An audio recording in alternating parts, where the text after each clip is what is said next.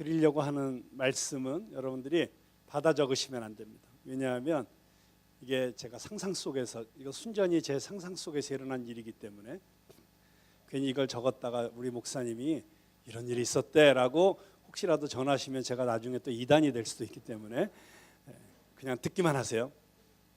제가 무슨 상상을 했냐면, 혹시 예수님께서 이 땅에 오시기 전에 하늘나라에서 이런 일이 있지 않았을까? 하나님 아버지와 아들 예수 그리스도 사이에 이런 일이, 이런 대화가 오고 가지 않았을까 하는 걸 그냥 제가 상상해 본 거예요. 자, 그냥 이거 상상입니다. 제가 이제 하나님 역할을 해야죠. 아들아, 이제 때가 되었다. 내가 인간의 몸을 입고 저 세상에 내려가 죄로 인해 멸망당할 수밖에 없는 인간들을 구원하기 원하는 나의 계획을 성취할 때가 되었다. 갈 준비가 되었느냐?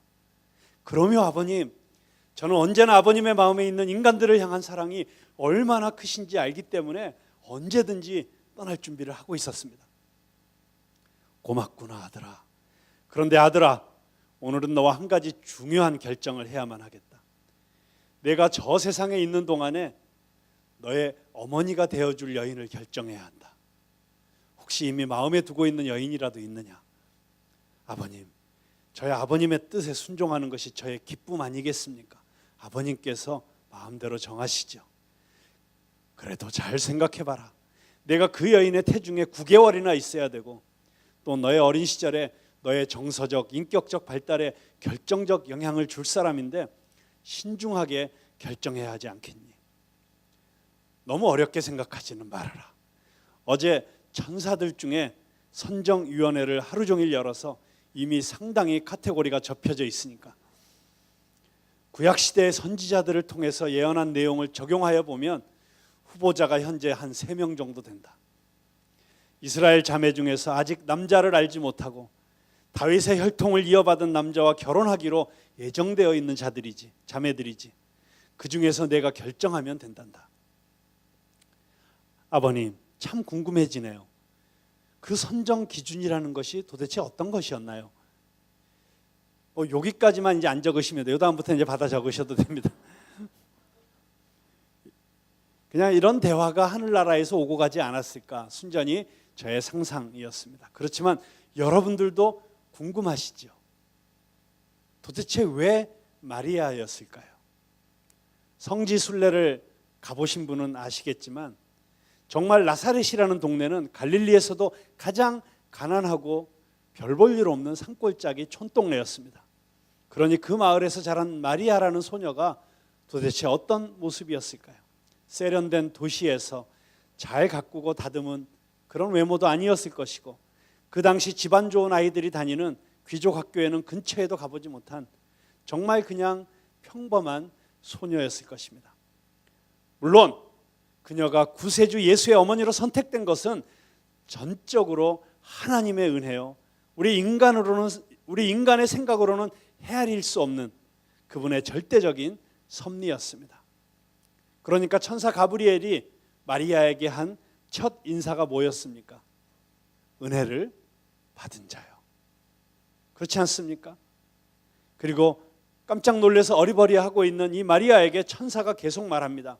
30절에 보면 마리아야, 무서워 말라. 내가 하나님께 은혜를 입었느니라. 여러분, 은혜가 무엇입니까? 은혜는 받을 자격이 없는 자에게 무조건적으로 주어지는 하나님의 선물입니다. 그러니까 마리아가 잘나서 훌륭해서가 아니라, 자격이 있어서가 아니라 은혜로. 그렇지만 여러분, 오해하지 마세요. 그렇다고 해서 마리아가 아주 형편없는 여자였다는 이야기가 아닙니다. 오히려 깜짝 놀랄 정도로 준비된 여인이었습니다. 겸손, 예배자, 배려심, 사려 깊음, 이런 것들을 어떻게 할 수 있습니까? 곧 조금 있다가 이 성경에 마리아가 엘리자벳과 만나는 장면이 나오는데, 그때 마리아가 올려드리는 찬양, 우리가 잘 알고 있는 매그니피카트, 그 마리아의 송가에 나타나는 그녀의 신학적 깊이는 정말 대단하다고 할 수밖에 없습니다. 그럼에도 불구하고 이러이러한 탁월함 때문에 마리아가 선택되었다, 그렇게 말할 수는 없죠. 사실 어느 인간이 구세주의 어머니가 될 자격이 있겠습니까? 순전히 하나님의 은혜라는 말이 맞습니다. 그러나 이 마리아의 이야기를 묵상하면서 다시 한번 깨닫는 것은 그 놀라운 하나님의 은혜가 인간에게 주어질 때 그 은혜를 은혜로 알고 받아들이고 믿음으로 순종하는 사람들을 통해서 하나님의 뜻이 이 땅에 이루어진다고 하는 것입니다. 자, 여러분 한번 마리아의 입장에 대해서 한번 잘 생각해 보세요. 아마 마리아의 나이가 16살 정도 되었을 것입니다. 요셉이라는 청년과 정혼한 사이였습니다. 그런데 딴 남자랑 관계를 하지도 않았는데 성령으로 잉태하여 아기를 갖게 된다고 하는 말입니다. 여러분, 이 말을 마리아가 요셉에게 했다고 생각해 보세요. 어느 남자가 그 말을 믿겠어요? 모세의 율법대로 하면 마을 한복판에 이 마리아를 끌어내서 돌로 쳐 죽여도 되는 사건입니다.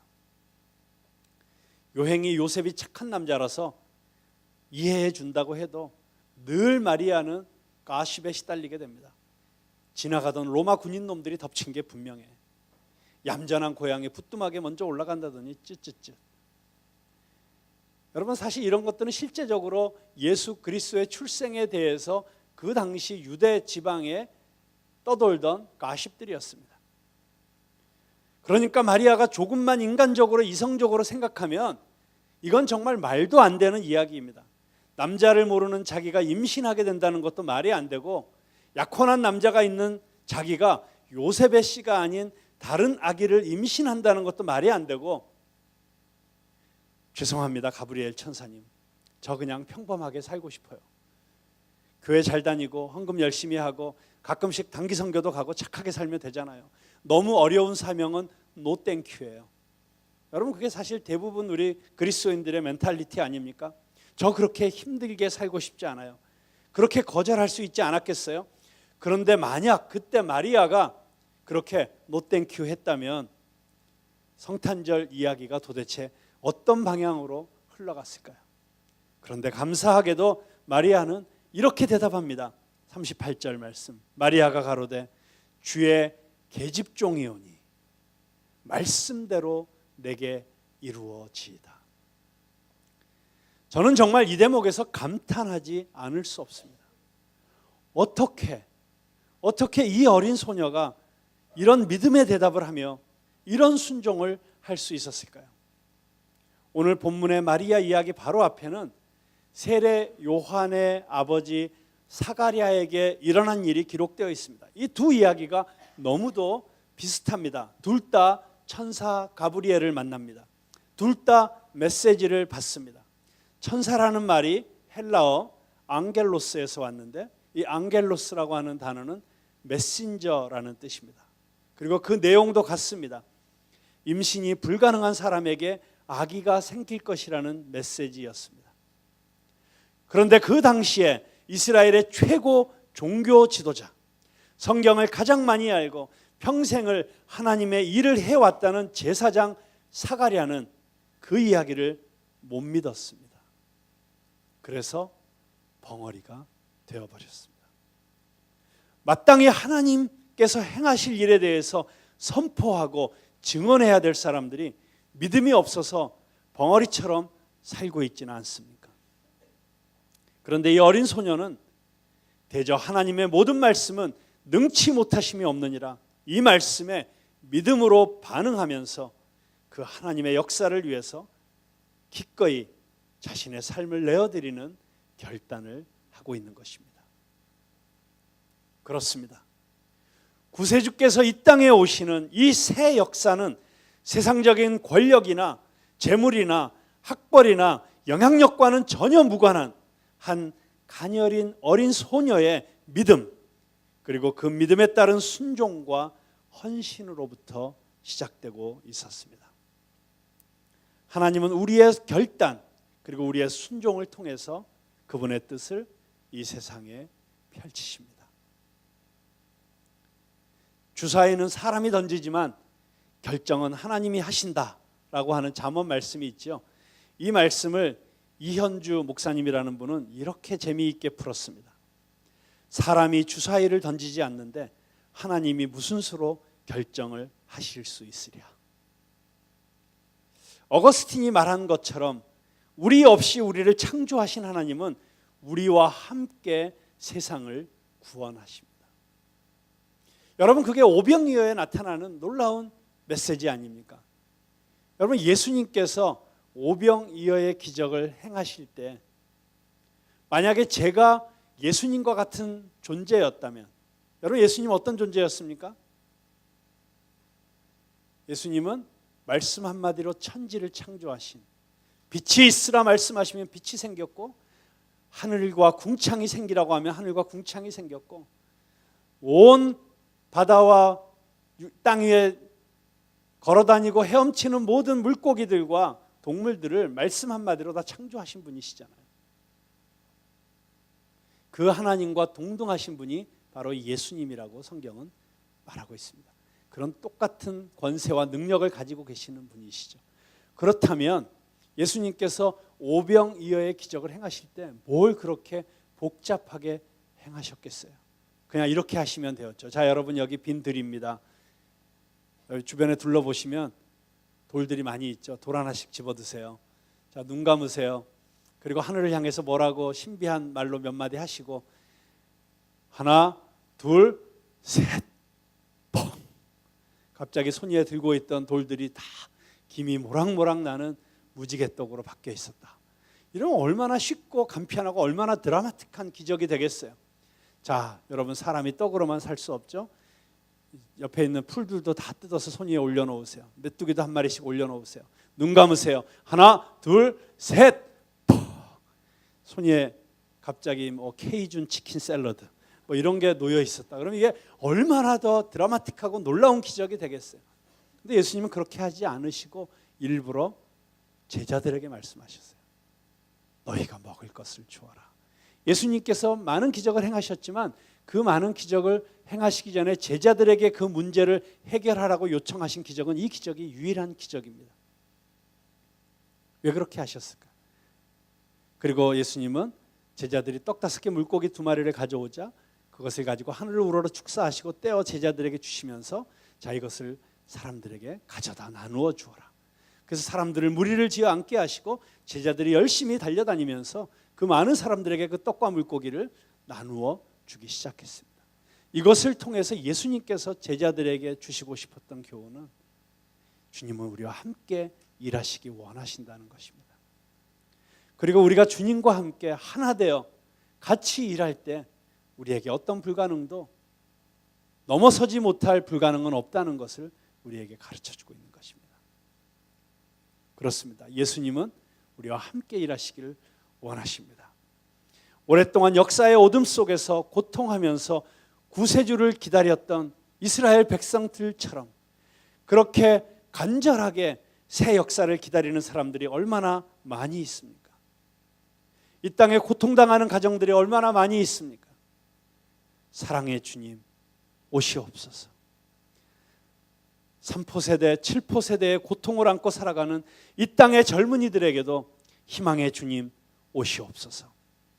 치열한 입시 경쟁으로 등골이 휘면서 온갖 스트레스로 몸과 마음이 망가져가는 이 땅의 청소년들에게도 주님 오시옵소서. 먼 외국 땅에 와서 노동을 하며 온갖 불평등을 견디어내고 있는 외국인 노동자들에게도 평화의 주님 오시옵소서. 이제 내 인생에 무슨 낙이 있으랴 포기하고 살아가는 이 땅의 어르신들에게도 주님 오시옵소서.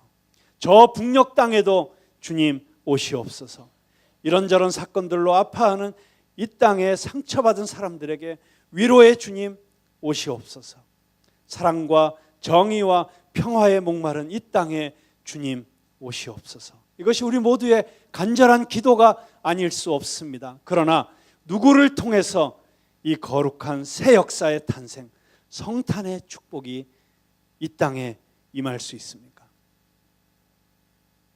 만약 당신이 마리아처럼 하나님의 뜻이 이 땅에 이루어지기를 소망하며 하나님의 부르심 앞에 자신의 삶을 기꺼이 드리는 순종과 헌신을 한다면 바로 당신의 삶을 통해서 새 역사는 시작될 것입니다. 당신의 가정이 변화되기 시작할 것입니다. 당신의 직장이 달라지게 될 것입니다. 이 푸른나무 교회가 달라지게 될 것입니다. 이 나라와 민족의 미래가 달라지게 될 것입니다. 마리아처럼 그렇게 자신에게 닥치는 고난과 어려움에도 불구하고 하나님의 뜻을 위해서 기꺼이 순종하며 자신의 삶을 드리는 바로 이 시대의 마리아, 저는 바로 그런 마리아와 같은 성도들의 얼굴을 생각해 보았습니다. 정말 많은 얼굴들이 스쳐 지나갔습니다. 자, 우리 옆에 있는 분들에게 서로 한번 이렇게 인사했으면 좋겠습니다. 당신이 바로 마리아입니다.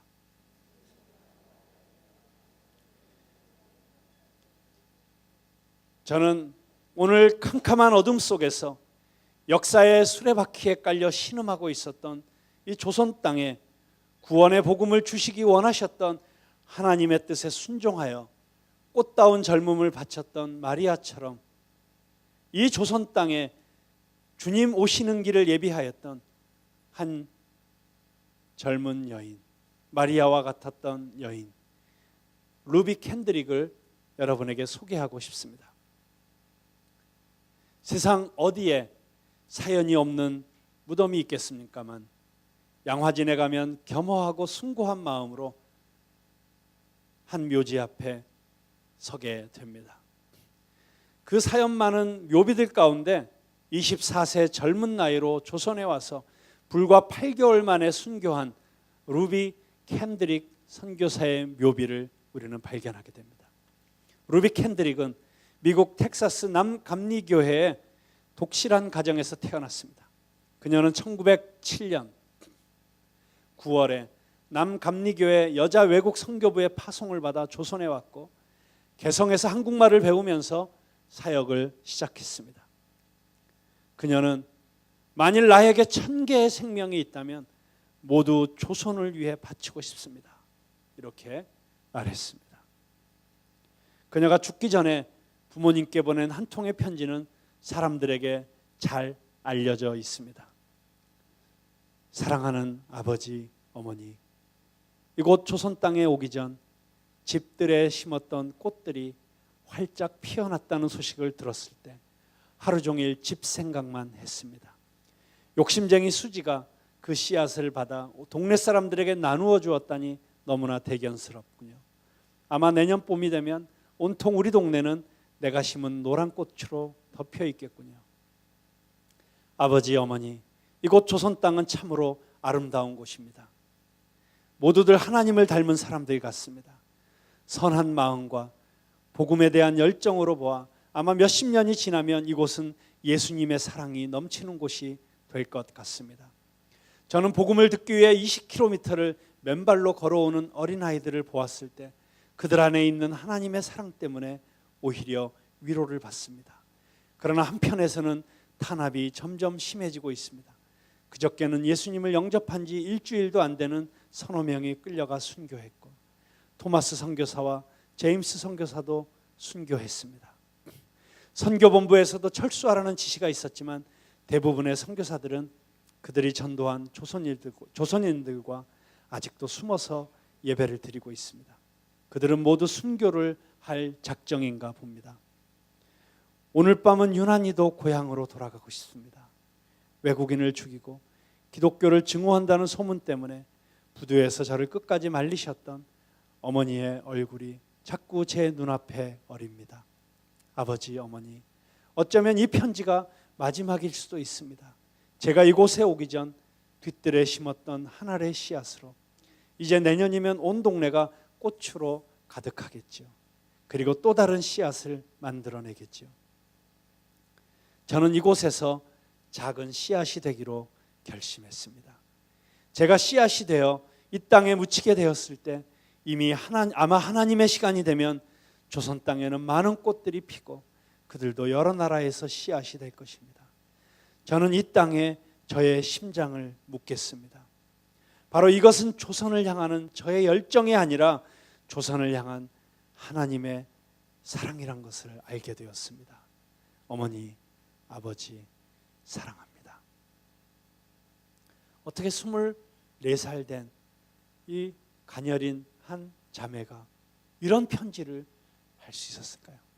마치 16살밖에 되지 않았던 어린 소녀 마리아가 주의 종이오니 주의 뜻대로 이루어지이다, 그렇게 순종하며 자신의 삶 전체를, 자신의 몸을, 자신의 젊음을 하나님의 나라와 하나님의 구원의 역사를 위해서 순전하게 내어드렸던 것처럼, 이 루비 켄드릭도 24살의 나이에 하나님의 나라가 이 땅에 임하는 것을 보기 원하는 마음으로 자기 자신을 하늘의 미랄로 이 땅에 뿌렸던 것입니다. 저는 예수님이 오시는 성탄의 기쁨을 바라보며 주님을 기다리는 이 대강절의 첫째 주일, 어드벤트라고 하죠. 대림절 또는 대강절이라고 하는 이 시기는 처음 이 땅에 오신 예수님을 기억하고 기리는 날일 뿐만 아니라 다시 오실 주님을 기다리는 기간이기도 합니다. 우리는 주님이 다시 오실 그날을 바라보면서 오늘 마리아처럼 그렇게 내가 있는 그 자리에서 주님, 주의 종이오니 제 삶 가운데 주님의 뜻이 이루어지기를 소망합니다. 그렇게 주님 앞에 우리의 삶을 내어드리는 그런 기도를 저와 여러분이 할 수 있는 이 대강절이 되게 되기를 주님의 이름으로 축원합니다. 우리 이 시간에 정말 주님 앞에 우리의 삶을 내어드리면서, 그리고 우리의 삶 가운데 주님의 뜻이 이루어지기를 간절히 소망하면서, 그리고 비록 부족하지만 보잘것없는 옵사리온 같은 그런 물고기 2마리밖에 되지 않는, 그리고 보리떡 5개밖에 되지 않는 나의 인생이지만, 그러나 나를 통해서 주님의 뜻이 이루어지기를 소망하며 주께서 나를 통해서도 이 땅에 하나님의 나라를 확장시켜 나가시고 하나님의 뜻을 이루어 가실 수 있다는 그런 믿음을 가지고 우리 찬양을 한번 같이 불렀으면 좋겠습니다. 주님의 뜻을 이루소서.